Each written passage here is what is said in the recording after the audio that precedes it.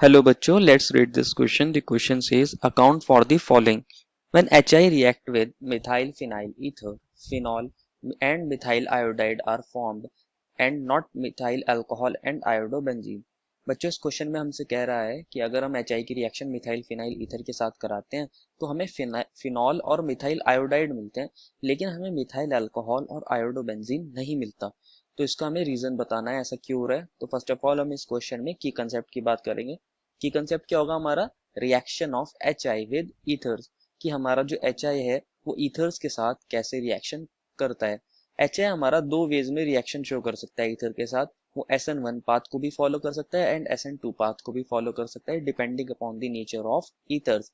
अगर हमारे प्राइमरी और सेकेंडरी अल्काइल ईथर्स होते हैं, वो क्या करते हैं एच आई के साथ SN2 पाथ को फॉलो करते हैं, क्योंकि वो स्टेरिकली लेस हिंडर्ड होते हैं और इजीली रिएक्शन HI के साथ शो कर देते हैं। तो हम ऐसा लिख सकते हैं प्राइमरी अल्काइल और सेकेंडरी अल्काइल, अगर इन दोनों में से कोई प्रेजेंट होगा तो हमारी कौन सी पाथ फॉलो होगी, SN2 पाथ फॉलो होगी, या हम ऐसा कह सकते हैं SN2 मैकेनिज्म वो फॉलो करेंगे। लेकिन अगर मैं वही बात करूं हमारी टर्शियरी अल्काइल या फिर बेंजाइलिक या फिर एलाइलिक, जहाँ पे हमारे कार्बोकेटायंस ज्यादा स्टेबल होते हैं, तो वो SN1 मैकेनिज्म को शो करना पसंद करेंगे। तो ऐसा लिख सकता हूँ बेंजाइलिक और एलाइलिक और टर्शियरी अगर हमारे ईथर हैं तो वो कौन सी रिएक्शन शो करेंगे HI के साथ, वो SN1 मैकेनिज्म को फॉलो करेंगे। अभी हम देखते हैं कि हमें जो मिथाइल फिनाइल ईथर दिया है वो प्राइमरी अल्काइल है या फिर सेकेंडरी अल्काइल ईथर है। तो फर्स्ट ऑफ ऑल इसको देख लेते हैं ये कैसे बनेगा। इसके अंदर हमें दिया है एक मिथाइल, तो मिथाइल के लिए मैं लिख सकता हूँ CH3 और O for ether and a benzene ring for phenyl. ये हमारा बन गया है मिथाइल फिनाइल ईथर। इसका एक नाम और हो सकता है, इसको कॉमनली एनिसोल भी बोलते हैं, जो इसका IUPAC as well as common name both है। अभी बात करते हैं इसकी रिएक्शन विद HI के साथ।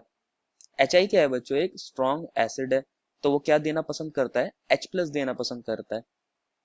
और जो हमारा ईथर का ऑक्सीजन है उसके पास क्या होते हैं, लोन पेयर, तो वो क्या करेगा एज अ न्यूक्लियोफाइल इस H+ पर अटैक करेगा और ये H+ हमारे ऑक्सीजन से क्या हो जाएगा, बाउंड हो जाएगा। तो ये CH3OH पॉजिटिव बन जाएगा, O पर पॉजिटिव एंड अब बेंजीन रिंग। क्योंकि अब ऑक्सीजन पर पॉजिटिव आ गया है तो ये क्या करेगा, कार्बन CH3 वाला हो या बेंजीन वाला हो, उनसे ये इलेक्ट्रॉन पेयर्स को विड्रॉ करेगा, तो वहां थोड़े कार्बन हमारे इलेक्ट्रॉन डेफिशिएंट हो जाएंगे। अभी हमारे पास सॉल्यूशन में कौन है, I नेगेटिव है। क्योंकि I नेगेटिव मैंने बताया था क्या करेगा HI, प्राइमरी अल्काइल के साथ SN2 पाथ को फॉलो करना पसंद करेगा। तो अगर आप ध्यान से देखोगे यहाँ पे हमारा प्राइमरी अल्काइल ईथर है, अगर ये बेंजीन रिंग के पास जाएगा तो ये हमारे पास 5 हाइड्रोजन है और इतनी बड़ी बेंजीन रिंग है, ये क्या करेगा, इसको रिपल्शंस फेस करनी पड़ेंगी। लेकिन वही बात करें हम CH3 की, तो वहां उसे कोई रिपल्शंस ऐसी ज्यादा फेस करने को नहीं मिलेंगी। तो मैं ऐसा लिख सकता हूँ बेंजीन रिंग के केस में मोर स्टेरिक रिपल्शंस है, तो I नेगेटिव यहाँ पे अटैक इजिली नहीं कर पाएगा, जिसकी वजह से यहाँ पे आयोडोबेंजीन तो नहीं बनेगा। तो हम ऐसा कह सकते हैं कि I नेगेटिव CH3 पर अटैक कर रहा है, तो हमारा ये सिग्मा बॉन्ड ऑक्सीजन पर शिफ्ट हो जाएगा और उसका पॉजिटिव चार्ज खत्म हो जाएगा, तो हमें मिलेगा CH3I और OH और फिर बेंजीन रिंग।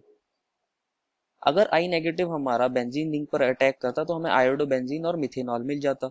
लेकिन अभी हमने देख लिया कि यहाँ SN2 पाथ फॉलो होगी और I नेगेटिव इजीली अटैक नहीं कर सकता किसके ऊपर, बेंजीन वाले कार्बन के ऊपर, because of more steric repulsion. This is the reason कि यहाँ मिथेनॉल और हमारा आयोडोबेंजीन नहीं बन रहा। तो हम ऐसा बता भी सकते हैं, हम ऐसा लिख सकते हैं because I negative attack sterically less hindered carbon. तो यहाँ पे क्या होगा बच्चों, बाय SN2 मैकेनिज्म। ये हमारा रीजन है एक तरीके से कि हमारा मिथेनॉल और आयोडोबेंजीन क्यों नहीं बन रहा है। इसको फिर से मैं आपको दिखा देता हूँ। ये हमारा जो I नेगेटिव था, अगर ये बेंजीन कार्बन पर अटैक कर रहा था तो यहाँ ऐसा हमें आयोडोबेंजीन मिल जाता, लेकिन यहाँ पॉसिबल नहीं है क्योंकि I नेगेटिव को यहाँ ज्यादा रिपल्शन फेस करनी पड़ रही है। तो इसलिए यही एक रीजन है। तो this is the final answer. I hope you understood it well and best of luck.